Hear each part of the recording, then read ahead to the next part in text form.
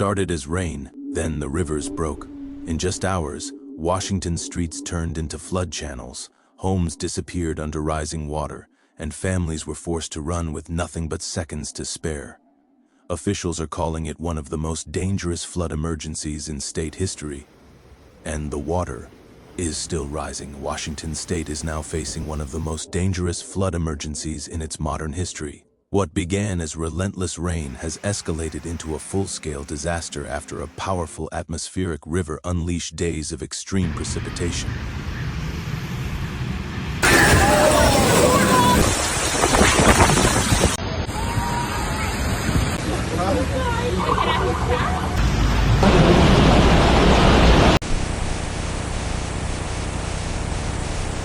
Forcing rivers beyond their limits and pushing entire communities into crisis.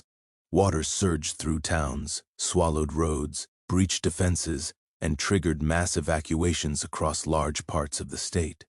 Local authorities described the situation as a historic flood event, one that has already displaced tens of thousands and placed many more on the edge of danger. Although rainfall has begun to weaken, meteorologists warn the worst is not over. Major rivers remain swollen, unstable, and dangerously close to record levels.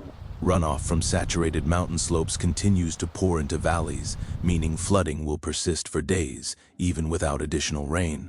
Forecasts still show the potential for another 4 to 8 inches in higher elevations, an amount that could push fragile systems into total failure. Governor Bob Ferguson has declared a statewide emergency, calling the situation extremely serious and urging immediate federal assistance. His message to residents was blunt: follow evacuation orders without hesitation. Conditions can shift in minutes, and hesitation could cost lives. Skagit County has emerged as one of the hardest-hit regions. In Burlington, floodwaters from gauges slow burst into residential neighborhoods, forcing a full evacuation. Emergency crews and National Guard units moved door to door in the early morning darkness, pulling families from homes as water rose rapidly around them. In nearby Mount Vernon, the Skagit River climbed to nearly 38 feet, pressing relentlessly against flood walls. While the barriers held, surrounding areas were overwhelmed. Roads submerged, homes flooded, and public infrastructure crippled. In Snohomish County, the Snohomish River shattered a 35-year-old record, flooding both rural land and urban districts.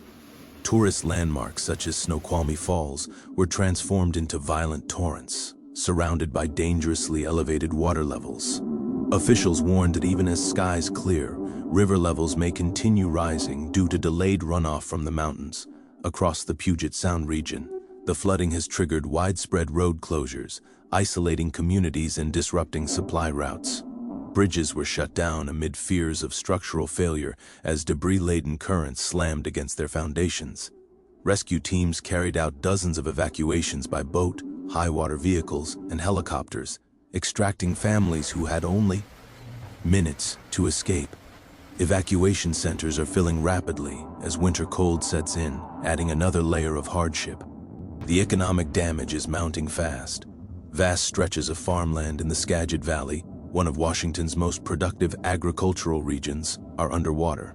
Winter crops are threatened, storage facilities damaged, and livestock rush to higher ground where possible.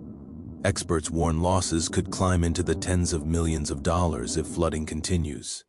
Power outages have already hit multiple areas after substations and distribution lines were compromised, and crews face dangerous conditions trying to restore service. Authorities stress that the danger remains high. Saturated soil has sharply increased the risk of landslides, particularly in western Washington's steep terrain. Emergency alerts continue around the clock as officials monitor river crests that have not yet peaked. Amid the destruction, scenes of resilience are emerging. Neighbors are helping neighbors. Volunteers are delivering food, blankets, and shelter. Schools and community centers have opened their doors to displaced families. State leaders have praised these efforts, calling them a reminder of Washington's strength in the face of disaster. But officials are clear: the next few days are critical. Rivers including the Skagit, Snohomish, and Nooksack remain dangerously high. Any additional rainfall could trigger renewed flooding with little warning. Climate scientists warn this event is not an anomaly. Intensifying atmospheric rivers are becoming more frequent as climate patterns shift, and the Pacific Northwest must prepare for a future where disasters like this are no longer rare. Stronger flood defenses, improved drainage systems, and faster emergency response will be essential. For now, Washington remains on edge, watching the rivers, listening for alerts, and bracing for what comes next. The water is still moving, the danger is still real, and the fight to protect lives and communities is far from over.